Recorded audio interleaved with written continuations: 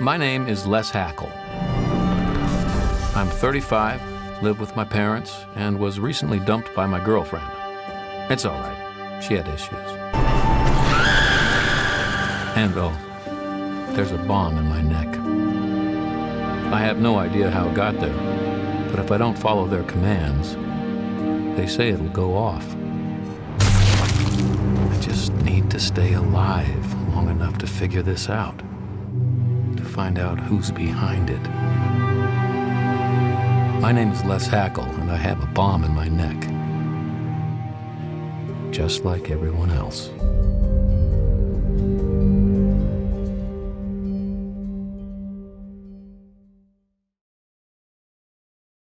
Evan, thank you so much for taking the time to speak with me. How are you doing? Great. It's a little earlier here in California, and I was up with a sick baby, but I'm doing okay right now. I am really sorry to hear that. Your baby okay? Yeah, it's just teething, but she was up all night. Oh my goodness, I will try not to keep you too long then. Okay. Be tired. Right. Well, Thank congratulations on the release of Abruptio, especially after so many years of work. It is in itself an incredible accomplishment and worthy of anyone's attention, even if it is just to experience the madness once. Are you satisfied with the overall response to the film so far? Oh yeah, I mean, well, the worst thing that could happen is it could slip into obscurity. Maybe the second worst thing would be everybody loves it. The best thing would be it's very polarizing and everybody wants to talk about it and see it if it's some people would actually find it vile or just unwatchable because of the puppets. I think that's probably the best response you could get. So I think I've kind of gotten what I wanted. Oh, have you seen a decent chunk of negativity? Yeah, not from film reviewers and not from festival programmers because they seem to really like it. But there's some people that just, I think they go to the festivals and it's just the sort of movie that just kind of gets you back on your heels and you really can't really register it or you don't interpret it correctly the first time through. You don't know what's going on. I just think there's too much for some people for a single viewing. And I think that's kind of led to some people not liking it. And some people generally don't like to watch life-size puppets for 90 minutes. It is quite unique. And you mentioned film festivals. They're a breed of their own. And you've been to a fair few this past year. Overall, at these festivals, received well? And did you get much feedback from people at these events? Yeah, I've been to festivals. I live in America, so mostly stayed here, but I did go to Mexico City, and I've heard back from other festivals around the world. It's played on many continents at this point, but yeah, it's been very positive. People like it. A lot of the programmers and so forth have had to watch it several times, and reviewers too, kind of admit the first time through it was a little too much, and I had to watch it a second. One programmer said I think he watched it 5 times to sort of get the hang of things. It's that sort of movie that invites repeat viewing because I do plant a lot of hints and clues and Easter eggs and whatnot throughout the movie. I mean, when you work on a movie for 8 or so years, you're going to put a lot of stuff into it. I'm really glad you are mentioning repeat viewings because at the moment I've seen this once. I only got hold of it yesterday. So it was a quick, all right, cool, let's watch this and form some thoughts and opinions. But before I even write a single word, I plan to come back to this again next week as well. That was already in my head. So I think it makes complete sense. Thanks. Yeah, I appreciate it. Yeah. So talk to me, and we've got to go back a bit here, but I kind of want to gauge your original vision, the early stages of your vision, and if it was quite clear, and at the time it felt achievable. Achievable. I think there's an interview with Orson Welles that says ignorance is probably the most powerful tool that a filmmaker can have because they just don't know what they're. So that's how he made Citizen Kane, not knowing that something was not filmable and being told no and then trying to find a solution to it. So I think whenever I go into a project, I don't even really explore it, whether to see if it's doable or not. I just kind of jump in if it's something I'm interested in and just try to make it happen. So, and then you just kind of slap with reality along the way and, and the logistics of trying to do something like this. And I liken it to Fitzcarraldo, the movie Herzog. Why float a boat around in a river when you can push it up a hill and down the other side? I just try to find the most difficult thing that I can possibly engage in, just to sort of prove to myself and others maybe that it can be done. But as far as the vision, I can't. It was so far ago that I can't really remember the genesis of it. But I talked to my wife just recently, and she said, you woke up from a dream. I had the original idea of people's heads blowing up. And you woke up from a dream and saying, you saw puppets, life-size. She was like, marionettes. I'm like, no, they have to be life-size, realistic puppets. I don't remember that conversation, but she says that's where that idea came from. I woke up with this idea that they needed to be these puppets. I looked into it. It hadn't been done before, so I really didn't have a playbook to look at to kind of see if I could do it or how to make it happen. So all of this entire movie was, problem solving from beginning to end. Indeed, I think as well, if people just read the most basic of synopsis and hear the word puppets, they're automatically going to get a vision in their head, an image of what they think it will look like, akin to something like Full Moon's Puppet Master and so on, as you say, marionettes on strings and things like that. But of course, that is completely not the case. But as you went along this process, you're getting deeper into it. How does that change? Did you have any moments where you're like, okay, I'm going to have to change how I'm viewing this? Probably not. I mean, like I said, I just didn't know. So I really had to start filming and see what happened. And, we had this abandoned amusement park that was available. It was a couple-hour drive, but I worried that it would be, gone forever. And it was in the script. So I had to get down there and shoot. It was a very ambitious shoot. It was like, I think 3 days or 4 days, maybe. We actually hired people, which we rarely do. It's just usually me and my wife and maybe another person filming things. But we actually got a whole bunch of people down there helping it out. And it was extreme weather. It was just a horrible experience. And, it's not just talking heads. It's, a lot of action. There's stunts and things like that. So I did that early on. And then I said, all right, well, this kind of works. I'm not really sure if it'll work as a feature. And then I finally got to, there's a dialogue scene with the main character and the doctor closer to the end of the film. And it's a really good back and forth. And I edited it together and I sat there going, all right, now I can see it. I can see this as a movie. I can get engaged with these characters. They're not just, blank, expressionless pieces of latex or silicone. So that was kind of the turning point for me. So I was able to prove to myself I could do some action, but also people would engage in a scene of just talking heads for a few minutes. Yeah, because that's always an extreme worry of this. That engagement with the characters, that relationship the viewer has with a character. Could that work with puppets? Yeah, you just don't know, because it's not like these are animatronics. The eyes aren't moving. Blinks, the blinks were done in post by myself. There's just not a whole lot of facial movement, so it's really pretty static. The voices carry much of it. The voices are really dynamic. But you just don't know. Will people be willing to, sit there, be interested and actually engage and get invested in these characters and be emotionally moved by it through the film? So it was all a big experiment. I didn't even know when I finished if it worked. And it wasn't until it started screening and getting positive reviews that I realized that it finally made a film that actually stood up on its legs and actually, transported people into a weird world that didn't exist before. I think it's important, from at least from my perspective, to stress to people that, from my experience, it was very easy after a period of time to lose that initial uncanny valley feel and just buy into it. And by the end, forget that I'm watching puppets. Well, that was definitely my goal. I didn't want people thinking about the puppets as they watched the movie. I just wanted them to get absorbed in the film. And as far as the uncanny valley, that was kind of my notes to the fabricators.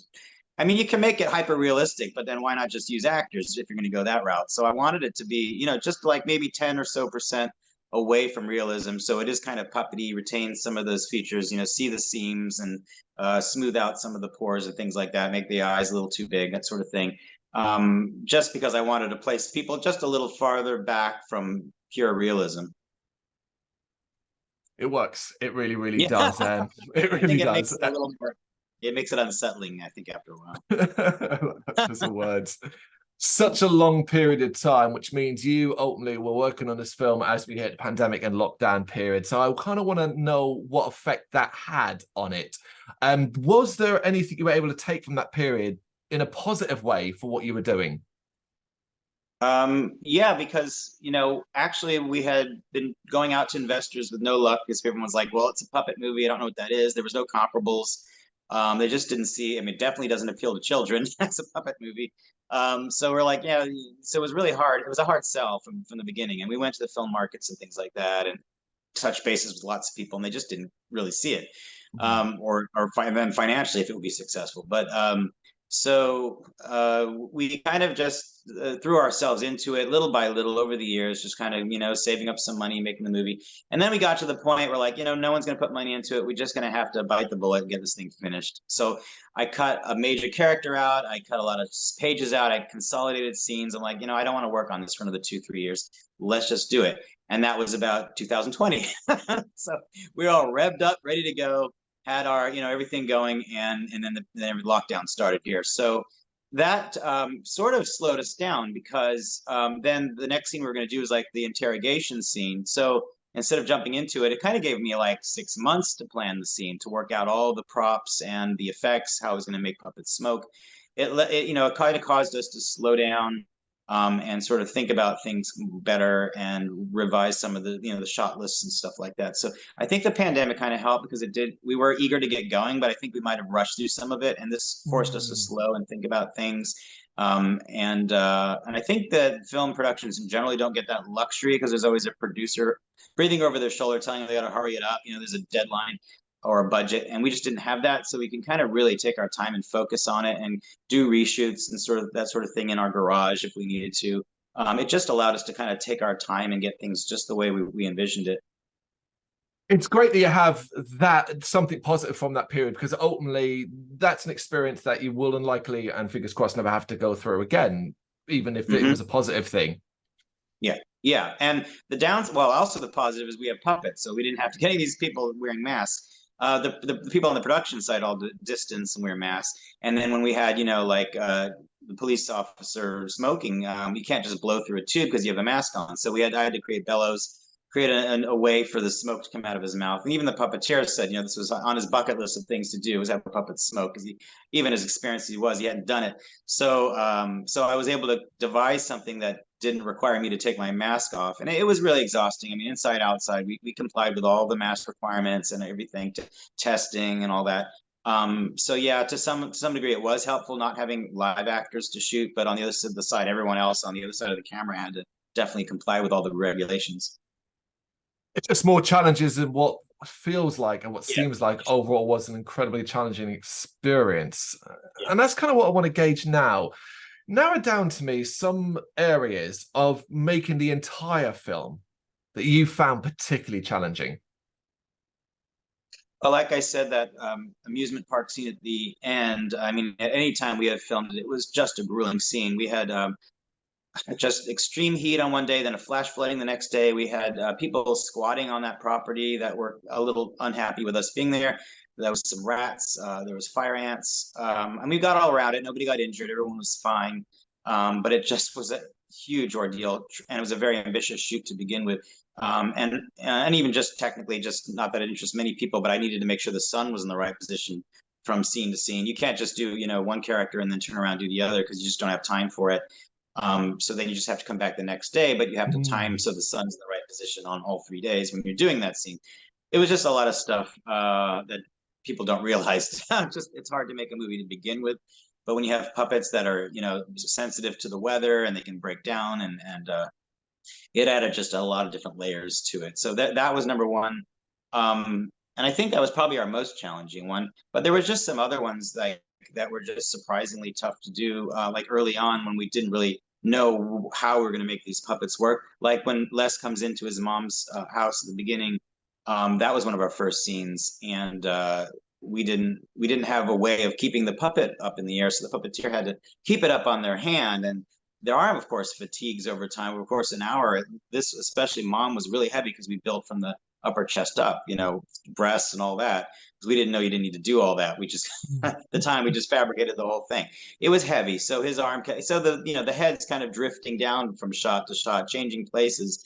And we're like, well, that's not acceptable. So we have to work out a way to stop that. So I came up with a PVC, pipe frame as a torso that, sat on the ground. And that way the puppet would just kind of be in one position, and the puppeteer wouldn't have to fight gravity from shot to shot. You just focus on the performance. So things like that kind of just developed like a trial and error throughout the course of the years. You must be so pleased how incredible these particular scenes you're talking about, and the challenges that you went through, how they turned out. Yeah, I mean, I don't want people to think about any of that stuff, really. I don't want to think, oh, God, how'd you do that? I mean, to some degree, it's nice because it's a magic trick that, you're trying to pull off and see if you can make people think about it, but you also don't want them thinking about it. You just want them to watch the movie. So yeah, all this problem solving was going on in the background, with the effect being that I don't want people to actually think about, oh, how do they get a puppet to drive? I just want them to like, oh, all right, here he is arriving at his next location. Yes. Yeah. Flipping that around then and looking on a more positive angle, areas that you particularly enjoyed more than any other. About the production of the movie. Yeah, the production, the entire process. Well, I mean, the puppets themselves were crazy. I loved it. I didn't know, again, I just gave it to, it was Jeff Farley that made most of them. Um, and I just gave him the design, or a lot of times just some ideas, and he just ran off and came back with these crazy puppets. And just seeing them, just like giving birth to a new child, it's just like inviting a new person into the world. It was kind of that kind of experience when we picked him up from him. Just like, wow, you've done it again. Mom was so realistic. I mean, all the wrinkles and everything. It was just so amazing. And then you shoot him, and it's the way you light him. It just, you really love it. You love the work of it.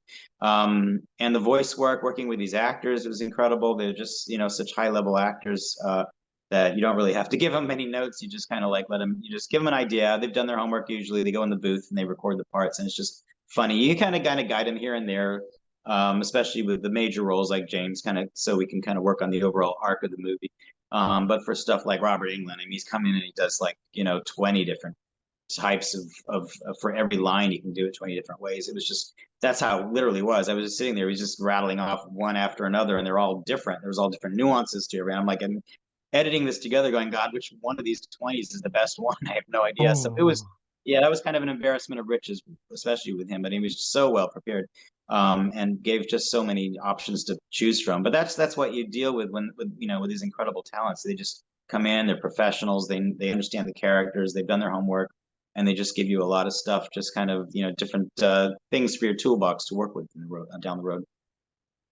Yeah, it is an incredible cast. And I just want to give them a quick rundown just for people understand who are watching and listening to this. You've got James Marsters, Hana Lee, the late Sid Haig, Christopher McDonald, Jordan Peele, and Robert Englund, just to name a few. How on earth did you assemble that cast? Well, I live in Southern California, Los Angeles. So, like we my wife is an actor, and she's got a manager, and the manager knows people too. So that helped. But you just go out to their agents and go, I've got this movie with life-size puppets. And I think that was a big draw. And I think a lot of them, like Robert Englund, and Jordan Peele is a puppeteer major in college. So a lot of these people, and James Marsters, were fascinated with this idea. I think possibly they would have come to the project with just a pure animation. And I think just having this concept of it was enough to bring people in. Did you ever get overawed by working with such big names? Find yourself fanboying a little? I think I have that tendency. Like if I were to see somebody in a bar, I probably wouldn't approach them. I mean, I think they just want their privacy, but also because of that, I think a little bit of the fanboy thing. But when you're actually working with somebody, I think you just force yourself to set that aside and go, all right, this is just, we need to get this performance. I'm the director. I can't be fanboying. It's just not going to work.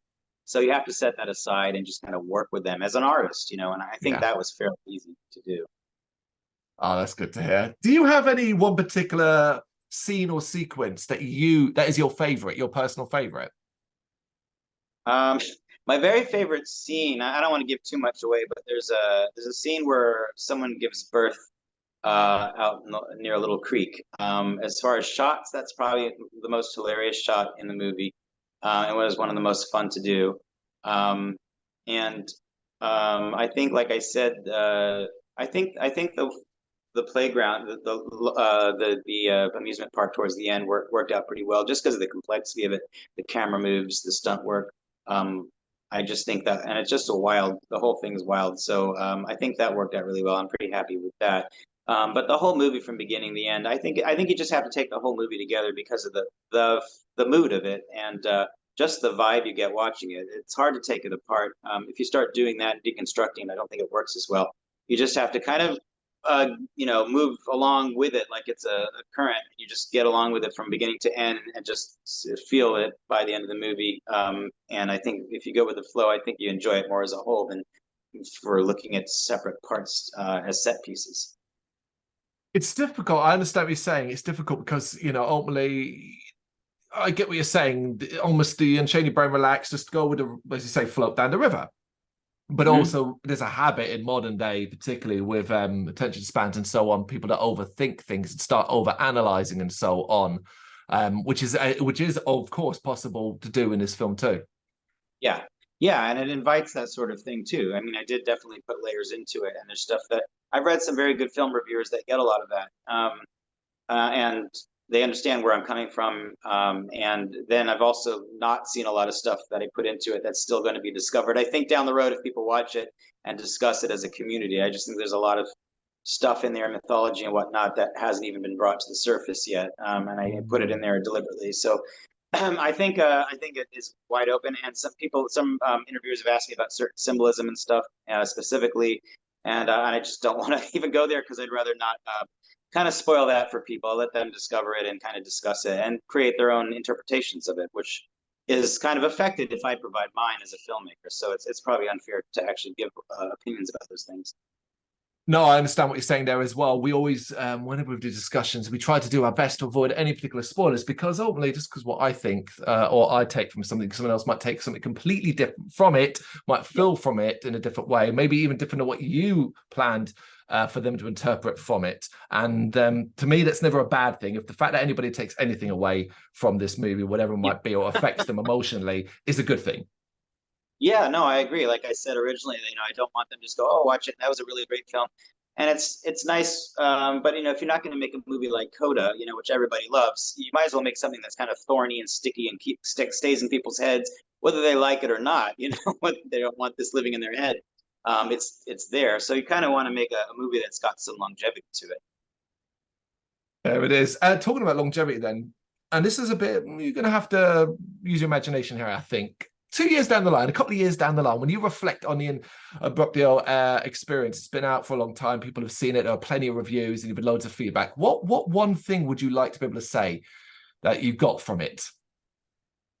Well, I mean I would like them to make more puppet movies. So I'd like them to say it's the first puppet movie ever made, in this sort of thing, a horror puppet movie with life size. I don't want, it's easy to make, Team America and that sort of thing. But there's an artistry to puppets, creating them and enacting a film with them. And I would like to see us not having to talk about it. Like we don't talk about why, certain movies animated. It's just accepted that we tell certain stories in different ways.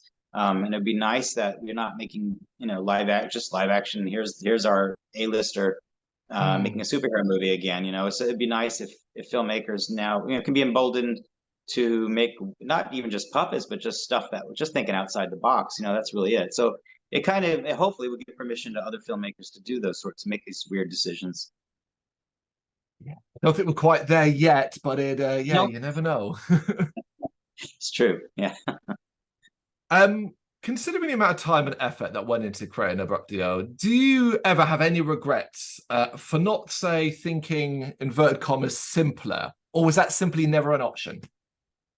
When I was writing the script, I asked my wife, should I just kind of keep in mind that these are puppets and keep it simpler, or should I just make write the script? And she said, just write it and we'll figure it out as we go, which was like the kiss of death. I mean, but, I could have done 90 minutes of talking heads, but I listened to her advice and I just wrote the movie that, it needed to be said. And then I worked the puppets, the idea of having puppets in thematically, so it made sense. It wasn't just a gimmick that we have puppets. It works, that these characters are, our lead character at least is being manipulated by different forces outside and inside and all that, and we can cut the strings eventually if we take accountability. So all that kind of worked into the script, but I never, in my mind, once I set it into my head, I just like, all right, well, this is the movie, and then let's just, if we take a year or 8 or 9 years, we just keep this idea, this image in our head, thematically what we want to do and visually what I want, and the tone of it and style. So just kind of carry it through. I never really wavered from that at all. I felt regret that I, at certain points, like it wasn't an easier project, but I don't actually think I sort of downsized it into something else. I'm glad, because ultimately to stand out in any aspect of media these days, there has to be some level of uniqueness, but then finding what is unique is incredibly difficult when everything has been done. And as you say, Yeah. you just go on the talking head route and so on. It may not have been as unique as it is, but because of what you've done, it is so unique that it stands out regardless of whether you enjoy it or not. That's true. Yeah. And that was kind of what I wanted to in part do. I didn't do it just for that because I felt, I mean, yeah, there's probably other things I could have done that were simpler, but I did it because that hadn't been done before. And any filmmaker probably would want to do something that had never been done before if you asked them. You know, I think a lot of filmmakers are trying to look for something new, a new story to tell, and or a new way to tell it. But I just don't think that light bulb ever went off in anyone's head, or if it did, they just said, "Oh, that's not doable." So I'm the idiot that kind of saw it out to the end. With that then in mind, what's next for Evan Marlowe? What have you got going on? Well, we have a distribution in place. It's going to probably launch early next year. It'll be a really well-known name. You'll know it. You'll be excited when you hear it. So I won't give that away yet, but it's going to be great. We're going to work on that. I assume that's going to take a little bit of work to get that going. But in the meantime, I have been writing novels, so there's some ideas there. I'm working on a different script, more different novels. Sort of, I have ideas. So if anyone like with any production company comes to me and goes, "What else do you have?" I've got plenty of ideas, but I would want it to be something that is not the same as what we've seen before. I'd like it, if we're going to do a kind of movie that is familiar, at least there's some social commentary or something else different. I hate to use the word elevated horror, but because it's just think to some degree that's a helpful label, but I also kind of find it insulting. We don't talk about elevated drama. But I kind of understand the idea, that the motivation of using that phrase. You want to make a film that challenges people, not just blood and guts and jump scares, but just really, I think those are the films that are going to have longevity. They're not just scary, but they're creepy in ways that kind of get under your skin, that a lot of great filmmakers are doing right now. And so probably in that direction, or even not just horror, but there's certain things that can be done in other genres that haven't been thought of before. So that would kind of be it. I just don't even have a direction right now, but I have lots of ideas. And either way, it still sounds extremely exciting, and massive congratulations on the distribution for Abruptio. I mean, that is, without saying what it is, as you said yourself, that's incredible to hear, and it means more and more people will get the opportunity to see and experience the movie. Yes, thanks. Hopefully, yeah. Hopefully there'll be an interest in it. I have to ask, where are the puppets now? Well, we shoot a scene. The good thing about puppets is that you can kind of shoot their scene and then they can retire off into a storage facility. You don't have to pay the puppets residuals and things like that. So, and they don't mind it. It's air conditioned and it's dry. So they're off in a storage facility. There's also molds I have in my garage, the big giant, I think plaster of Paris or whatever he did. Those are huge and they're heavy. So I kept those. My dream one day would be kind of like open up like maybe a traveling museum or something that shows off our puppets or something like it. I remember when I was little and Dark Crystal had just come out, and there was a restaurant down in LA called the Egg and I believe, and they had some of the puppets on display. And I think even now some of the puppets somewhere in this country, I think maybe New York, are on display. And that was one of the things, as a kid, that kind of really motivated me into filmmaking, was the Dark Crystal and the artistry of it. And just I bought the books, the books that show how they were illustrated and all the designs behind it, and I read those religiously. And then Star Wars had come out, so of course I was enamored with that, and ET and the puppetry of ET. So I mean, it just not puppetry necessarily clicked, but just the magic of making movies. So I would kind of want to share that with other people, especially kids. Not that this is a kid appropriate movie, but just the the beauty of the puppets and the things, that the amount of artistry that goes into a film like this. The magic of it all. That's it. It's the magic. Yeah, it is. Yeah. I mean, every movie is a magic trick because you're trying to show 24 or 30 frames per second and convince people they're watching movement. So everything is, but some movies have a little bit more magic trick to it than others. And I think this movie was kind of magic trick from beginning to end. So I don't want to spoil a lot of the trick to it, but and a lot of it was, each scene had its own little specific shot. That was something that I really had to figure out, a specific shot that I thought, how am I going to do this? Whether it's the driving or giving birth or something like that, that, puppets aren't capable of doing this stuff. So there was a magic trick, a specific magic trick in most of these scenes that I had to figure out too. But by and large, there was a huge amount of this sort of magic trick thing going on in this movie. Folks, don't pull back the curtain. We don't need to see the wizard. Just enjoy the movie itself. Evan, thank you so much for taking the time to do this. I really appreciate it. Thanks for having me. Thank you very much for watching. If you'd like to see more content like this, please consider hitting the subscribe button. It is gratefully appreciated.